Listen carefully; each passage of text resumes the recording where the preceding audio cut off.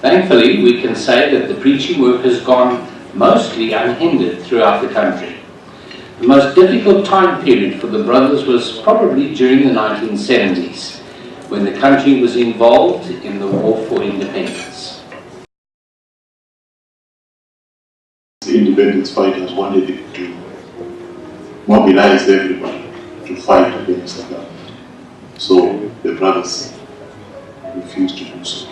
And because of this, they are caught in between, whichever way they would. Very often they would be taken out into the bush there, beaten because they sometimes did not comply with their pride to send food to these political enemies.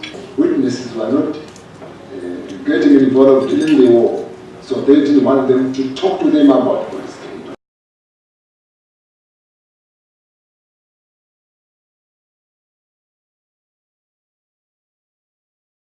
It was very difficult for the brothers to meet during those days when the fighters in the bush were demanding that the whole regime was just stopped. No matter the circumstances, Jehovah's people in Zimbabwe have done their best to worship and serve Jehovah. Sell chickens, they would have to sell goats to get the needed money. Sometimes they would have to go and work in other people's fields to till the land, weed the weeds, and they would get some money from there, which they would use for assemblies. We know that this 2014 International Convention will be one that all brothers will remember and cherish for many, many years to come. When I think that we have an international convention in our own country in Zimbabwe, that is really something that touches my heart. Now, can you also relate a personal experience of seeing Jehovah act on your behalf? This one is a bit harder, my brothers. It was 1979 when I was in Senate work. During that time, we had the liberation war between the white religion and the blacks. And traveling in the Senate was not easy during that time. There is a particular incident I would like just to relate. We traveled to Kande Valley which is to the north side of Zimbabwe. We traveled by bicycles for 88 kilometers with a local brother. And I served about 3 congregations in 1 week in that area. When we were returning from the congregation, we met the freedom fighters, as they were called then, in the bush. And when we were on the road, and they asked us to go in the bush with them, and they interrogated us, they questioned us, because they wanted to know whom we are supporting and who we were. So we explained what we were. Fortunately, they didn't take a lot of our goods, because they took our wristwatches. It was taken from us. And during that time, I had some money from the congregations, which I was supposed to send to the branch. And I feared that if they search our bags, they would take that money out of them. And fortunately, Jehovah intervened. They didn't take the money. When we were about to return into the road from the bush, we had the government vehicle coming, and they said, try to lie down, because we want to fight. And we lay down behind them. So they started fighting. Gunfire started. You can think of it. It was hard. I prayed. After they ambushed the government vehicle, later they released us. They said, you continue with your work. We are going to fight. You go ahead. The road was full of smoke of gunfire, and nothing we could do. We started with our bicycles going ahead. Unfortunately, ahead of us, there was a roadblock for the government. And we thought, how are we going to answer them? They will say, how come you are coming from this direction and the government vehicle has been ambushed? Because that government vehicle, 3 people were injured. They didn't kill them actually. And when we arrived at the roadblock, Jehovah intervened. One of the soldiers knew me, and he said, Mfundisi, what are you doing? Mfundisi is a religious minister. And he said, you must stop witnessing, stop preaching now. It's during the hard time, you can't do that. I started reasoning with him, and we begged them to ask him to help us, because our bicycles had some puncture, and they gave us some solution to mend our bicycles. And after that, we left. The challenge is with the congregation I am having. I've spent about 27 years with the local congregation. It's a small congregation with 22 publishers, and I am the only elder. So think of it, especially you brothers. I have to prepare the meetings. I have to start with my family. I have to do the shepherding work. I have to go to work and employ it full time.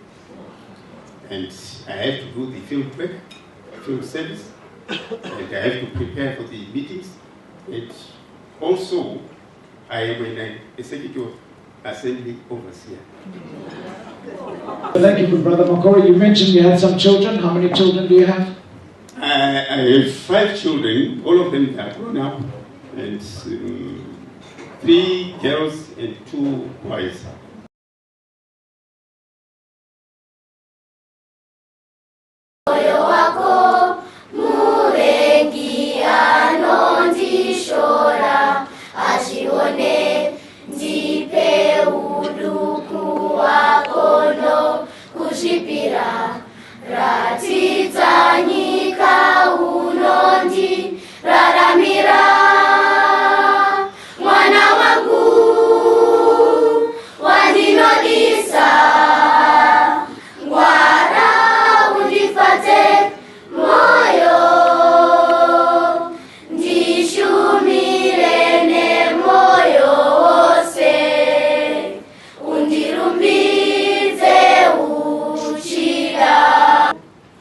Tote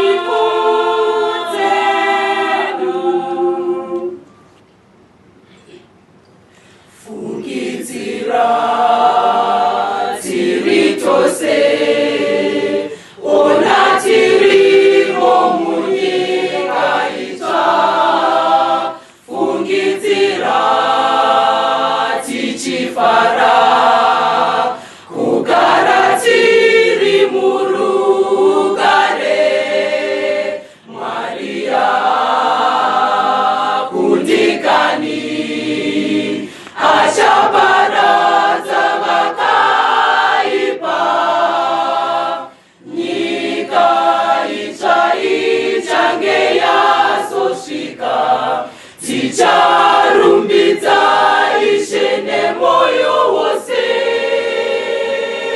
Jehova Mwari makazonaka, mazoita zvinhu zvose zvitsva. Moyo yedu izere nokurumbidza, kukudzwa kurumbidzwa ndezvenyu moga.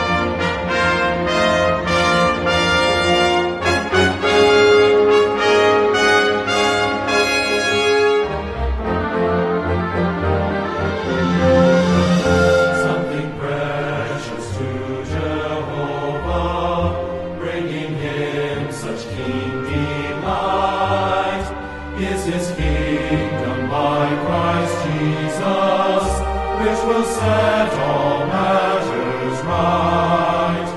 Keep on seeking first the kingdom and Jehovah's righteousness.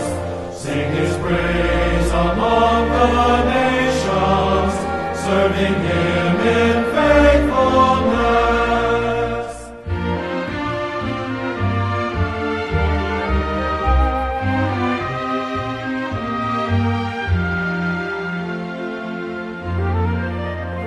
Why be anxious for tomorrow?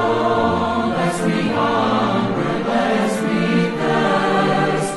For our God will make provision if we seek His kingdom first. Keep on seeking